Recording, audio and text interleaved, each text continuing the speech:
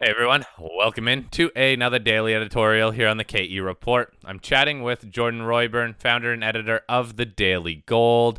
Now, Jordan, from a technical aspect, and that's what you do, that's your professional technician, we can look at the precious metals, so gold, silver, even the gold stocks, or at least the ETFs like GDX and GDXJ.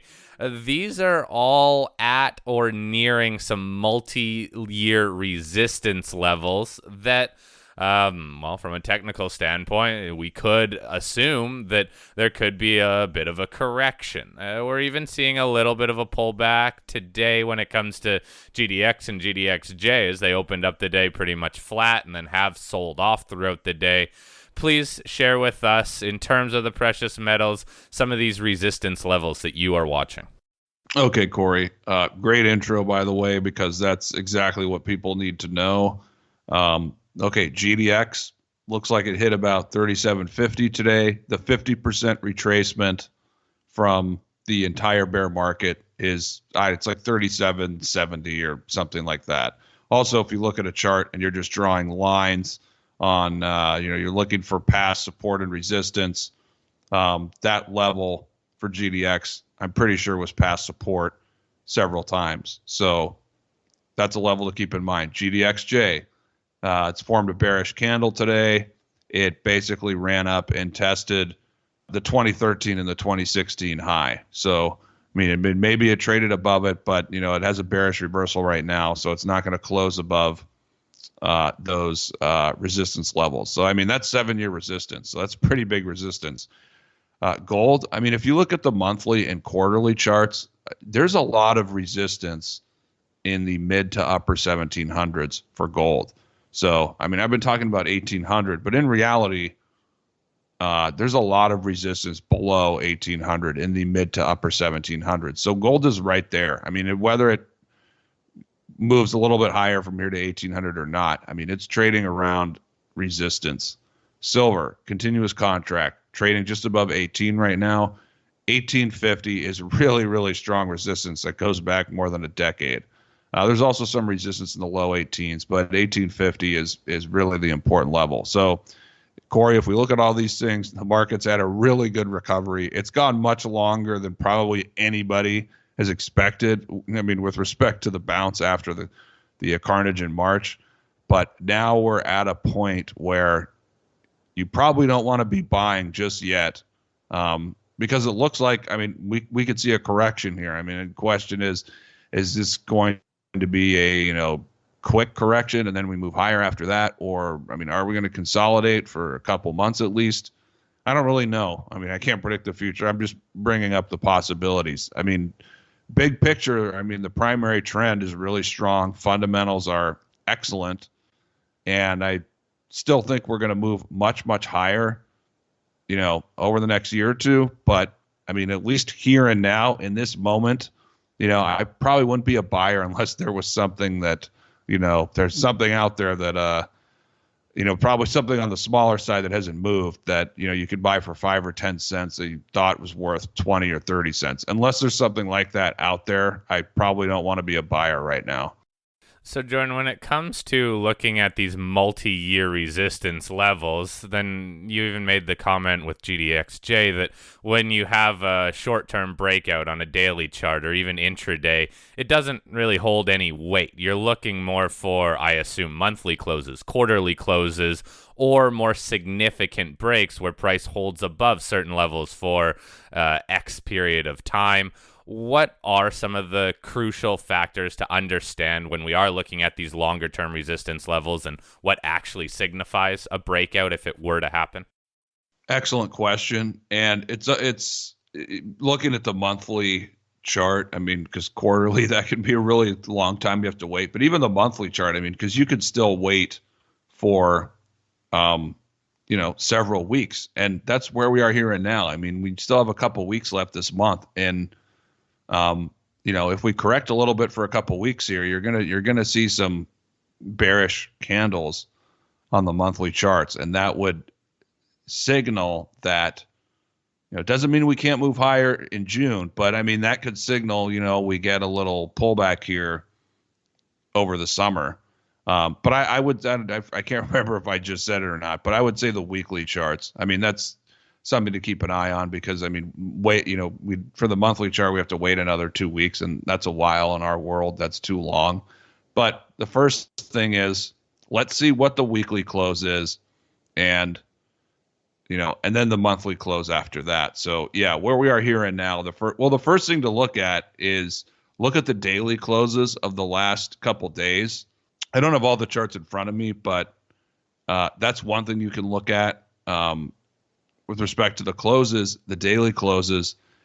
Whether you're looking at a stock or an index, how is it closing?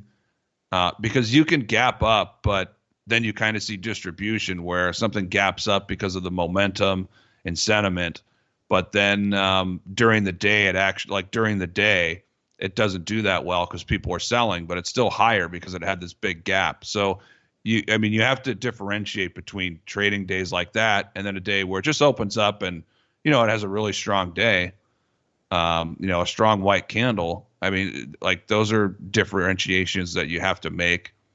And also, like a day like today in GDXJ, it's probably making a bearish reversal candle. It's not the end of the world if, the next couple of days it comes back with strong white bullish candles. So look at the daily candles to get a sense of, is the market still being accumulated or is big money starting to sell?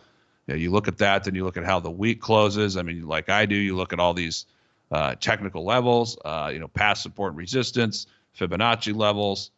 Then you can also look at breadth indicators. Is the market way too overbought? So I know I'm going on and on here, but there's a lot of different things that you can look at to get a sense of, is the market too overbought and ripe for a correction? And so, to be honest, I mean, point blank, yes, it looks like we're doing really, really well, but we could. I will say this, Corey, I'd rather correct here and now than like move higher to 1900 and then have a correction, because if we don't start to correct around here and we keep moving higher, then you eventually could get a bigger correction. So I'd rather correct here and now than later.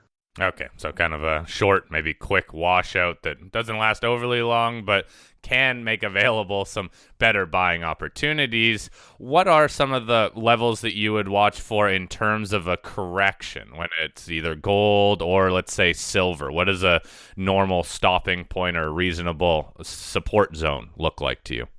It's really hard to say. I mean, because as I've said in the past, you could correct in terms of price and time. And, if gold, looking at the candles, it still could kind of be bullish consolidating here. And silver still has a lot of momentum. So this could just be one bad day. I mean, it depends on, again, how, because I'm talking here, it's the middle of Wednesday. So we don't know how Wednesday's going to close, nor do we know how this week is going to close. I mean, as far as it's really hard to say as far as a specific level right now, because we've had such a huge move. And I mean, are we just going to correct for a couple days and then move higher to 1900 and maybe even 20 for silver? Or are we going to correct for a month or two? And, that's obviously going to be longer and probably a little bit deeper. So it's hard for me to pick out a certain level. I mean, silver, what's interesting, Corey, is silver a week ago, it was in a totally different spot as far as its sentiment was very close to a low in terms of a high. Yet gold sentiment is obviously right now and a week ago was fairly close to a high. So that's something that's interesting to me because silver, it's had a good move, but I mean, it's really not as extended or as overbought as gold.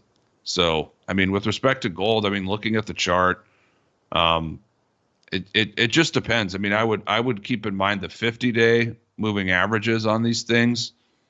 That's probably a level I would focus on in the short term, but it's a little bit, like I said, it's a little bit too early to make a blanket statement on that and say, well, this is the level we should focus on, because we don't even know if the correction has begun yet. We might know that in a week, or who knows, maybe the correction's not going to come until 1900 or $20 or 21 silver. And that's also something I'm focusing on, Corey. If gold can get above 1800, whether it happens now or a month or two from now, I think that can take silver to 20 or 21, that 2016 high. Okay. Thanks for that outlook there, Jordan. Now, Also, talking about the stocks, it has been kind of a broad recovery or a broad melt up in terms of share prices. Small companies, the big guys were leading, but money has really started to flow into some of these smaller companies, even into some of the optionality plays. What's your outlook just on the environment in terms of money flowing in and these optionality plays doing better?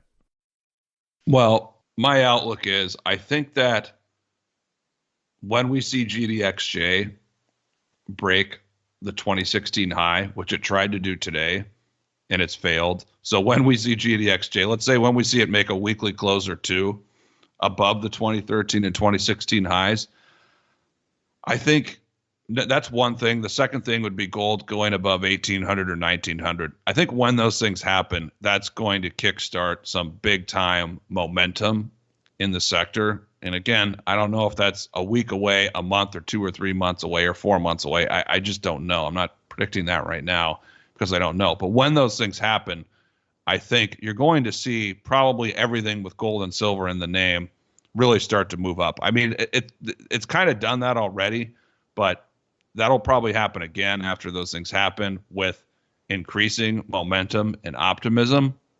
It's just, Corey, it's just difficult because if you're an investor or a speculator, you want to buy the things that haven't moved yet. But look where we are right now. We've got this incredible, 2-month move in the sector. And if anything doesn't move, if anything hasn't moved yet, I mean, it probably has some serious issues. I mean, so it's probably a piece of crap company if it hasn't moved. And so it's a question of, well, I don't want to buy the highest quality thing that has already moved, 200%, or I can buy something that is really, it's really not that great of a company. It has a lot of problems.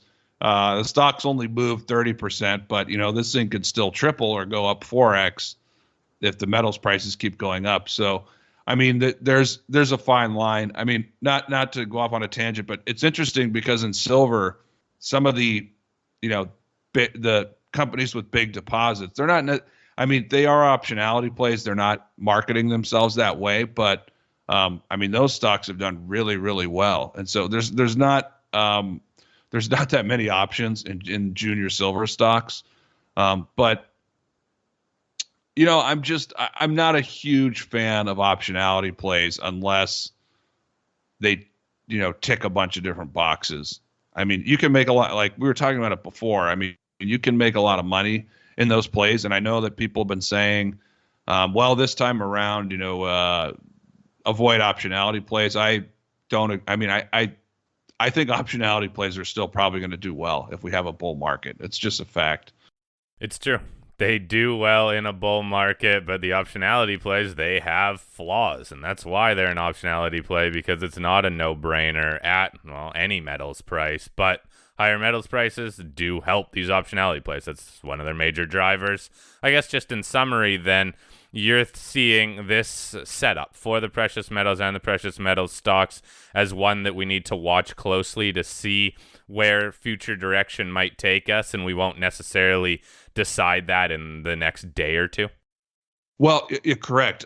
We're still in a very bullish market, and I expect this to continue. I don't think this is a market where you want to be selling necessarily, unless you're switching into something else, or hedging, because that's really, really difficult. I think right here and now, you probably don't want to be a buyer. You just want to wait. And when we get some weakness in your favorite stocks, that's when you want to add to your positions. And just be careful, because history says it's possible we could get a 15 or 20% correction in the minor ETFs, but you don't want to be waiting too long to get into this market. Bigger picture over the next 12 to 18 months, the much bigger risk is being out of the market. So a correction is a time to buy, not a time to worry. All right, we're going to wrap it up there. Yes, we are definitely in a bull market here. At least it sure looks that way early on. So it is important to be invested, but one thing to always do is make sure you're reassessing your portfolio and sometimes rotating into some of those other stocks that haven't moved, or the stocks where the story has actually gotten even better through exploration. All right, Jordan, thanks for your time today. I'll post a link to your website. Have a great rest of your week.